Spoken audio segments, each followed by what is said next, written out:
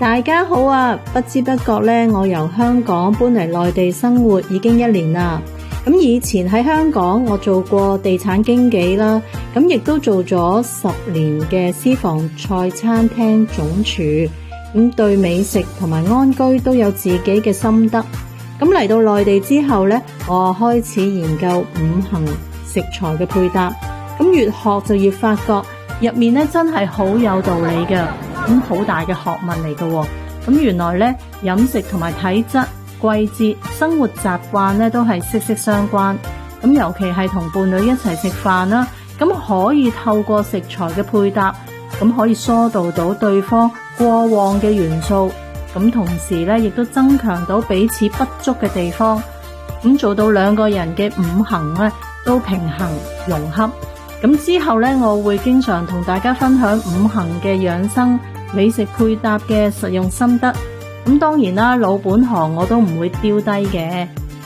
之後咧都會拍內地優質嘅單位，幫同我一樣由香港過嚟嘅朋友喺內地都可以揾到咧安心舒服嘅安居之所。咁無論咧你係想了解養生美食，定抑或係想揾合適嘅居住環境，咁都歡迎大家留低交流啊！咁睇到片尾嘅朋友，記得俾個關注，留翻啲意見俾我，多謝大家支持。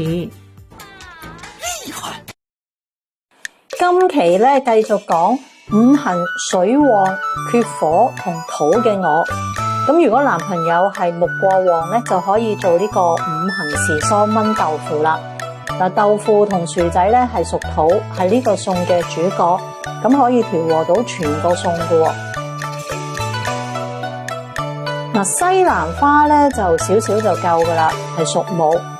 男朋友咧就木旺，咁但係用砂鍋咧炆煮過咧就可以轉為土性，可以疏泄到木氣。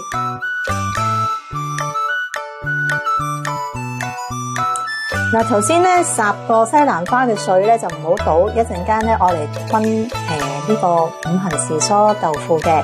咁調味咧就用少量嘅鹽啦，我就落咗少少蠔油。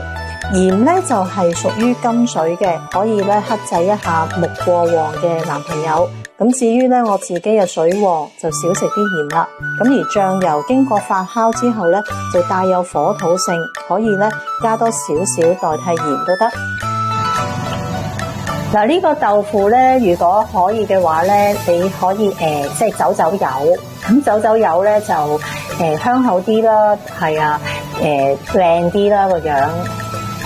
咁不過咧，我就為咗慳時間，就係咁以兜2下咯。咁就紅蘿蔔啦，同埋呢個玉米咧，都係屬於火性嘅食物嚟嘅，咁可以彌補到我所缺嘅火同土啦。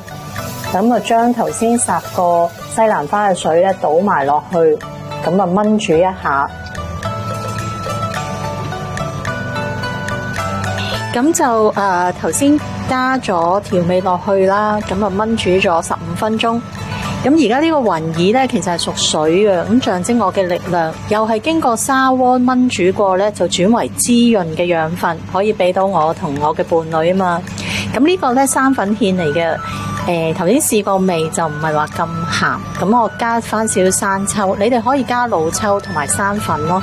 咁啊打翻個芡，你未見佢咧水汪汪咁啊，加咗個芡之後咧收咗汁咧，幾靚噶啦個效果。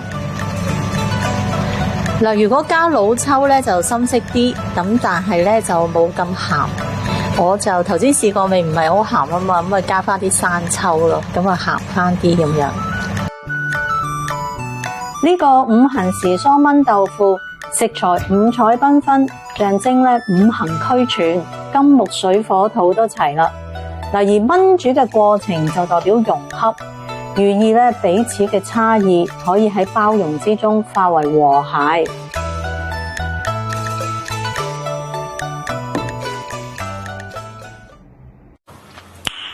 Nice。